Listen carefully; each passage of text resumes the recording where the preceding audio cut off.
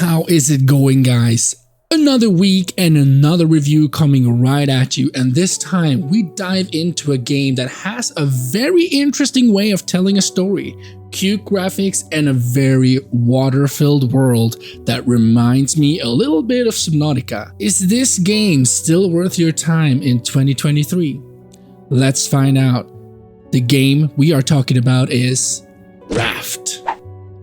Raft started out as a free-to-download game on itch.io in 2016, and in May 2018 it was released as early access on Steam, and then 4 years later, on the 20th of June 2022, it was fully released only for PC users, it seems. The game was developed by a crew of 3 Swedish students, and the studio's name is Redbeat Interactive and was published by Axolot Games. As always, I will do a short introduction of the game for people that have yet experienced the game but don't care for spoilers. If you do care, please skip to this timestamp below. You wake up on a raft. There is no land in sight.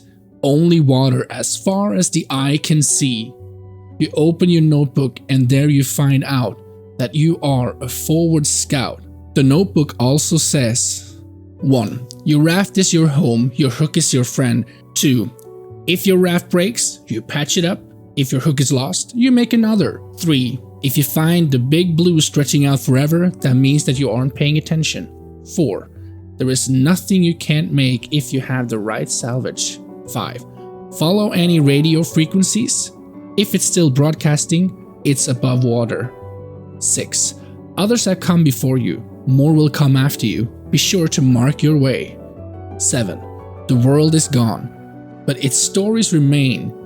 Gather as many as you can, and for Pete's sake, watch out for sharks. I gotta start by saying that this is just a great intro to a game. You just appear on a shitty raft and you are a forward scout. You don't have any sails or paddles. You just float around with your hook. But guys, believe me when I say that this game is not a bad play. The game is very colorful and beautiful in its own way. Sunrises and sundowns look amazing, and it runs like a charm. The game doesn't have many interactions, which make you feel alone in a large world covered with water, which adds to the atmosphere and feel of the game. And the audio and music in the game is just great to listen to, with different audio tracks that you can decide on how often you want them to play. There are moments in the game when it goes really quiet, and to be honest, I did enjoy that. It makes you feel even more alone in this water-filled world. So as the game starts, you have 4 tiles of wood that you are floating on, and the only thing you will focus on for a while is to make your raft bigger. To do that, you have to use your trusty hook to grab floating materials in the water or swim and grab them, but beware. Your raft can float away from you, and the shark that forever follows you will take some chunks out of you. After collecting enough materials, you will build your first tool, the hammer. That will be your greatest asset of your enormous arsenal of tools that you will create during your time in Raft. Since the world has been flooded and now consists of almost only water, but there is still some small islands out there where you can gather some materials that you won't find in the open waters. So I suggest that as soon as you spot an island, anchor and get over there and gather everything.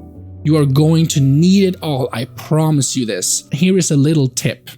Since the shark will only be around your raft, I suggest that you anchor a little bit away from the island so you can gather materials in peace. When you finally have a raft that is bigger than 4 tiles, you will soon find out that you are getting hungry and thirsty. You can try to drink seawater, but that will not help you. You have 3 bars down in the left corner. 1 for water, 1 for food, and 1 for health. If you look closer, you will see a marked line on all the bars. When you pass this, you are either starving or dehydrated, which will make you move very slow, and if the bar is empty, your health will start to run out. So make sure that you have water and food, especially when going out for a trip off your raft. So how can we prepare for hunger and dehydration? Well, after some time you will figure out that you are able to craft more than just a hammer. You will be able to craft everything that you need for an amazing start, but it all needs different materials, of course. You can also build a research bench where you can study your gathered material to learn new tools and equipment that will make your life a little bit easier in the future. As you travel through the world, you will find small islands, as I said before, but there are also bigger islands with more resources waiting for you to gather them. But prepare yourself before leaving your raft. Make sure that you have all the tools that you need to gather as many things as you can. And I think that this will be one of my first complaints about the game. Your inventory will fill up fast, and this is fine when on a small island, but as you get to bigger islands, you will run back and forward just to unload all of the things that you've gathered. Which was fine in the beginning, but it gets a little bit annoying after a few times, and also that your equipment breaks really fast, so double up on tools when going to bigger islands. One thing that will be a big ask for you is to cook. Sure, you can eat raw potatoes and beets forever, but there is a point to cooking your food and making drinks. Not only does every cooked meal fill your food bar faster, it also lasts longer until you have to eat again, which is a great thing when going on longer land explorations. As you explore, you will find abandoned rafts on sea that will have a container that can hold recipes for cooking or different drinks. Gather these and start cooking. These can also be found on islands and as you progress in the main story. While gathering berries and fruits, you will sometimes get seeds that you can plant on your raft so you don't run out. But be wary of the stealing seagulls in this game. They will eat up all your crops if you don't watch them closely.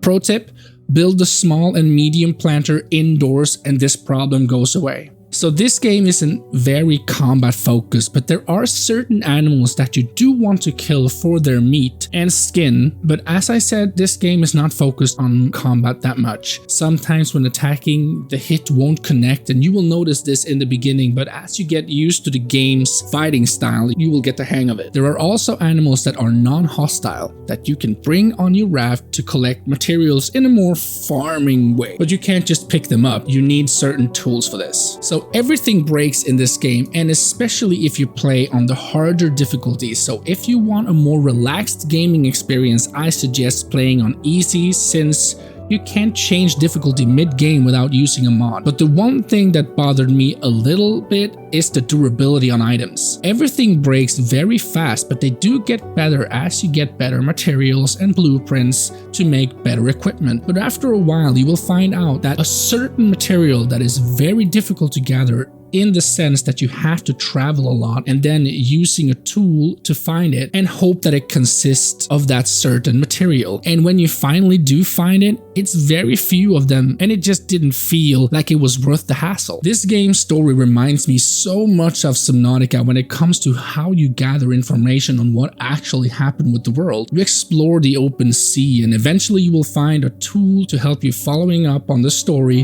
where we follow a certain group of people hearing the stories of their travels and what they plan on doing next just filled me with curiosity. And as you visit these different locations, you will find new blueprints that makes you want to craft and craft and craft. So there is never a moment when you feel done with the crafting aspect, and I just think they did an amazing job on that. The story is told through notes that you find on the different location you will travel to. That does a very good job on explaining what happened, but it is still very easy to misunderstand. But every note that you will gather will be in your notebook, so you can't miss anything if you just listen and read. This game was a very relaxing and fun experience with a load of things to do, but it did come with a few downsides for me, like durability on tools, certain materials being too much of a hassle to gather, and some minor graphical problems like rain underwater. But the game still does an amazing job on its cute graphics, great soundtracks, very innovative survival game, loads of things to do and discover. Crafting is very enjoyable, and great story and way of telling it. The final verdict for Raft is a 9 out of 10. It's an amazing game and a must play in my opinion. I think this game is well worth it in 2023, and if you love relaxed survival gameplay, this is definitely a game for you, and it only costs $21 right now, and you will get your money's worth. Well, that was it for this video, guys. I hope you enjoyed it, and if you did, my channel will be packed with videos like this in the future, so if you have some time to spare, why not go and check them out? It really means a lot to me. Other than that, I will see you guys in the next review, and remember, life is too short to play bad games. Let me help you find the best. See you guys.